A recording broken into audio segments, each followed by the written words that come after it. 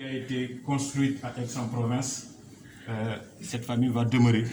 Donc dans ce sens-là, vraiment, je ne peux que remercier chacun d'entre vous, prier pour lui, remercier ceux qui l'ont côtoyé, remercier notre frère Nouroudine qui nous accompagne, responsable des pompes finales.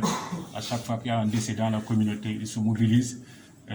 Des fois même, il prend sur lui certaines choses donc pour nous accompagner. Remercier le corps médical, remercier l'imam qui a accepté de venir faire la prière avec vous. Chacun a laissé ses préoccupations pour être là aujourd'hui. Donc aujourd'hui, nous n'aurons pas autre mot que de vous remercier. Et priez beaucoup pour le Père parce que c'est dur. Quand moi-même j'ai entendu, tout père qui entend une telle nouvelle ne peut que s'effondrer. Mais comme je l'ai dit tantôt, être musulman, c'est aussi accepter l'ordre divin. Donc c'est dans ce sens-là qu'on ne peut que prier pour lui. Remercier sa famille d'accueil. Tout à l'heure, j'ai vu Nabil, Ibrahim, on ne peut pas citer tout le monde, mais vous l'avez accueilli. Et c'est ça aussi la vie. Donc dans ce sens-là, vraiment, on vous dit du fond du cœur, merci pour ce que vous avez fait pour lui. Merci pour ce que vous avez fait dans le cadre de la fraternité, dans le cadre de l'amitié, en le considérant comme un frère de l'islam. Et donc, pour ne pas être long, vraiment, ce sont ces quelques mots que je voulais adresser à chacun d'entre vous en disant la vie continue, nous sommes là, lui il est parti, mais cette connaissance qui a été faite à travers la fraternité, à travers l'amitié, donc que ça continue. Voilà, en vous disant encore une fois de plus, merci pour votre présence, merci pour tout ce que vous avez fait pour lui, que le Dieu, le Tout-Puissant, l'accueille dans son paradis éternel, que la terre lui soit légère, que sa demeure finale soit le paradis. Je vous remercie. Est-ce que le Père peut ajouter un mot?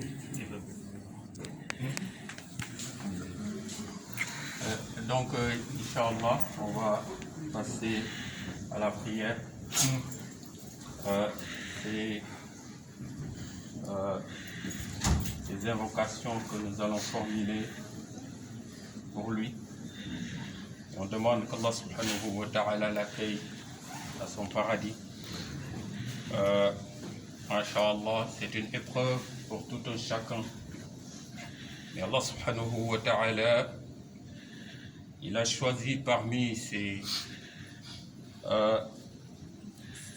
sa créature une catégorie qu'il a considérée comme il dit qu'il est avec eux. Et parmi cette catégorie, il y a ceux qui ont la patience, ceux qui, lorsqu'ils sont touchés par une épreuve, ils se disent que nous appartenons à Allah et nous tous, nous allons retourner vers Allah. الذين إذا أصابتهم مصيبة قالوا إنا لله وإنا إليه راجعون. C'est une parole que nous prononçons, c'est une parole que nous entendons, c'est une parole que nous vivons, mais en réalité, le plus important, c'est de le comprendre. Et il y a certains textes qu'on ne peut comprendre que lorsqu'on est dans un contexte bien déterminé. Et ce contexte dans lequel nous vivons, eh bien, c'est une épreuve pour tout être. C'est une épreuve pour la communauté. C'est une épreuve pour les amis. C'est une épreuve pour la famille.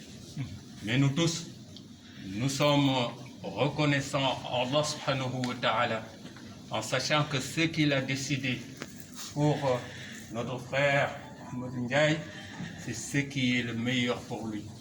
Wallahu ya'lamu wa antum la ta'lamun. Allah subhanahu wa ta'ala nous dit que Allah, lui, il sait. Mais vous, vous ne savez pas. Parfois, vous voulez quelque chose, alors que ce que vous voulez n'est pas ce qu'il y a de meilleur pour vous.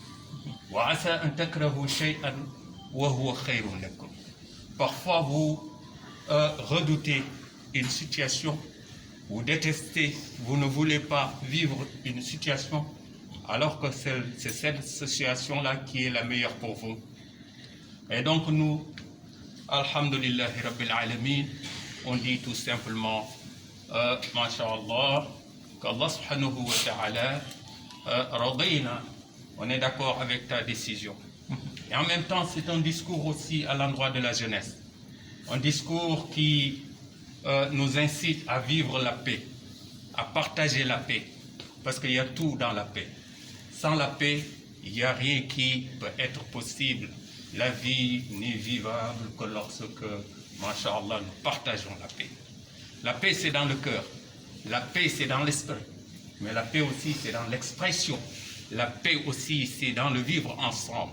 Et avec la paix, masha'Allah, c'est ce qui nous permet de vivre cordialement, tranquillement, mais de vivre en paix aussi avec Allah subhanahu wa ta'ala.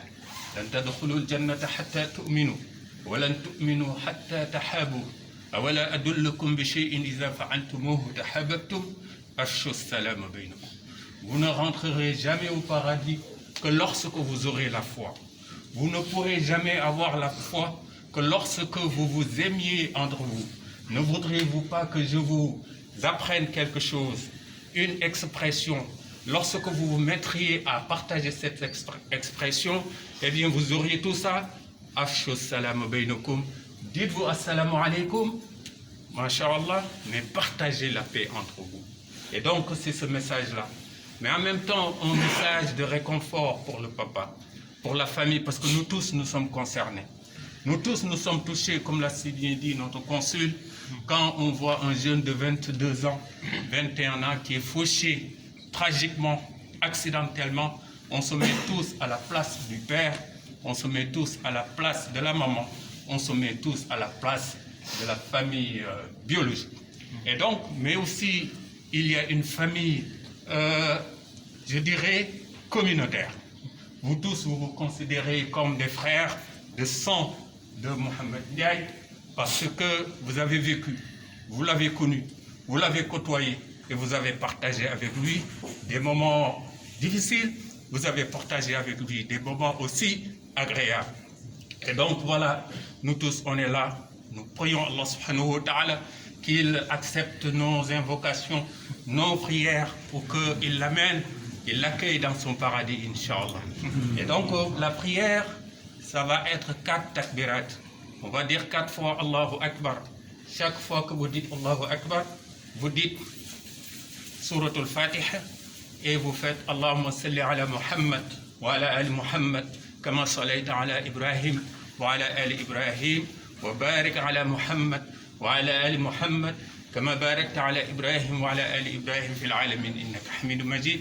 Et la dernière, vous faites un dua pour lui, pour vous, pour vos parents, pour la communauté tout entière, Inch'Allah. Donc vous l'aurez compris, c'est une prière dans laquelle il n'y a que une station, unique station, c'est-à-dire la station debout. Il n'y a pas de rukû, inclinaison, il n'y a pas de sujoud, prosternation, il n'y a pas d'autre forme de posture en dehors de celle-ci qui est la posture debout, Inch'Allah. Voilà ce qu'on voulait dire. On demande qu'Allah accepte tout, Inch'Allah, et qu'Allah nous donne la patience aussi, et que aussi, quand nous rentrons aussi, on continue à partager, Masha'Allah, cette dimension, cette valeur de paix, parce que l'islam, c'est d'abord la paix. L'islam, c'est toujours la paix aussi. J'ai dit ce hadith du prophète sallallahu alayhi wa sallam, mais ces valeurs, ce sont ces valeurs-là qui ont fait que cette religion a pu traverser les frontières, a pu traverser les communautés, a pu traverser les générations. Innamal umam akhlaqun ma baqiyat fa innahu dhahabat akhlaquhum dhahabu. Alors il y a un célèbre poète qui avait dit que ce qui fait la force des communautés, ce sont les valeurs. Quand il n'y a plus de valeurs, il n'y a plus de communauté.